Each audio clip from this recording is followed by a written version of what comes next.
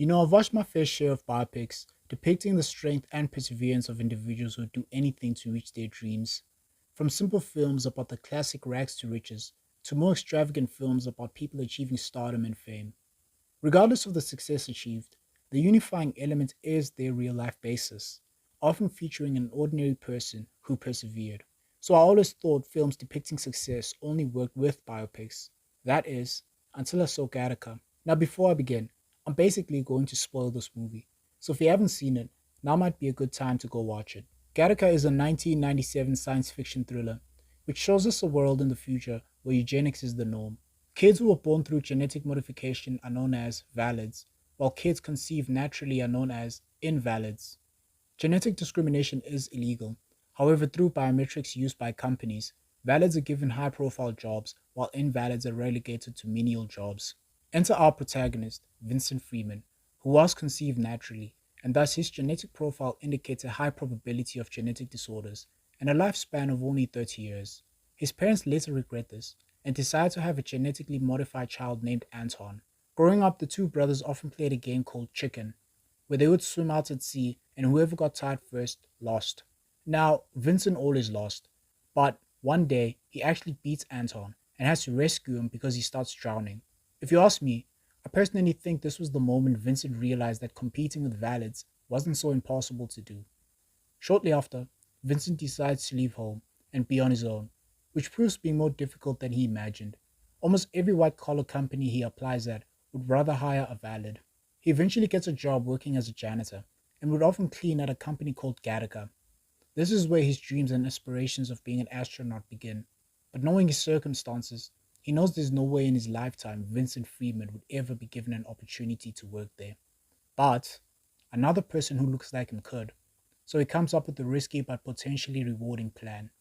Vincent decides to become someone else, or more precisely, he impersonates Jerome Eugene Morrow, a former swimming star who is now paralyzed from the waist down after being hit by a car.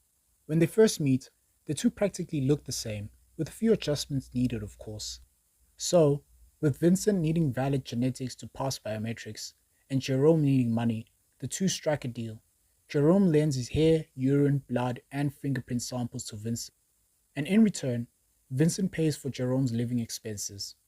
The only hiccup they have are their heights, with Jerome being slightly taller, but with no other option available, Vincent decides to do limb lengthening surgery. Man, I don't know if I've met anyone who is that committed to something, but then again, there are men out there who do this type of surgery to be with women, so there's that, I guess. So Vincent eventually gets a job working as a navigator for Gattaca. The only issue, though, is that every day he has to prepare being Jerome by scrubbing and grooming his skin to remove as much of himself as possible, and use the samples Jerome gave him to enter the building. The interesting thing, though, is even with all these extra hurdles, he's actually one of the top employees and a prime candidate for a space flight to Saturn's moon, Titan. It is actually quite ironic how the only thing that proves he deserves to be there isn't Jerome's samples, but rather his own work ethic and intelligence. So things are going well, until a Gattaca administrator is murdered a week before a possible launch. The police are called, and they find Vincent's eyelashes near the crime scene. Police run the eyelash sample, which obviously shows Vincent's genetic information with his picture, and an investigation is launched. Vincent finds himself in a pickle as security and biometric procedures get ramped up. He has to think on the spot and find creative ways to pass these new protocols. One of the detectives, though, seems to have a bone to pick with Vincent, like always wanting Vincent to do more tests compared to the others, and even trying to manipulate his partner to specifically focus the investigation on Vincent. The police can't exactly pinpoint the identity of the invalid to Vincent, as he looks radically different when he presents himself at work. So the detective who's suspicious of Vincent decides to personally confront him at work.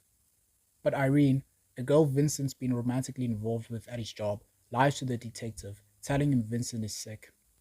So the detective heads to his home to pay him a visit, which is shared by Vincent and Jerome, by the way. And Jerome is forced to climb up the stairs using his hands. He finds Jerome sitting on a chair, takes his prints, and decides to head back to Gattaca, knowing Vincent will be there to meet him. This is where it's revealed that the detective is actually Vincent's younger sibling, Anton. And honestly, I don't know why he was so hell bent on trying to take down his own brother. Was it jealousy? Trying to follow and uphold the law regardless of who he has to arrest? Or maybe he's just a jerk. Who knows? So the two finally meet face to face and argue about whether or not Vincent deserves to be at Gattaca because of his genetic predisposition, with Anton accusing him of lying about his abilities and credentials, while Vincent citing that everything he's accomplished so far was done by his own doing. So they decide to settle their disagreements by playing chicken one more time.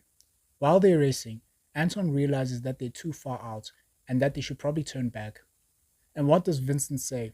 Well, I guess I'll just let you hear it for yourself. Vincent! How are you doing this, Vincent? How have you done any of this? We have to go back. It's too late for that. We're closer to the other side. What other side? You want to drown us both? You want to know how I did it? This is how I did it, Anton. I never saved anything for the swim back. Vincent never thought of quitting because he knew no one would come and save him. It was him against the system that wanted to see him fail, and so he was willing to die if it meant reaching his goals. This was such a delightful film to watch. It obviously won't hit the same like movies based on true stories, but it does try to incorporate some real life struggles we face and make it believable. Whether it's discrimination, being born in unfortunate circumstances, and for some of us, being at the wrong place at the wrong time, resulting in some heavy setbacks. But I guess it's the trials and tribulations that Vincent faced and had to overcome that really resonated with me. So I think if we can try to take something away from this film, it's never give up, never doubt yourself, and quite frankly, try aiming for the stars. And if all else fails, well, I guess remember what Vincent lived by. Anyway, thanks for watching my little ramble and have a great day. Peace.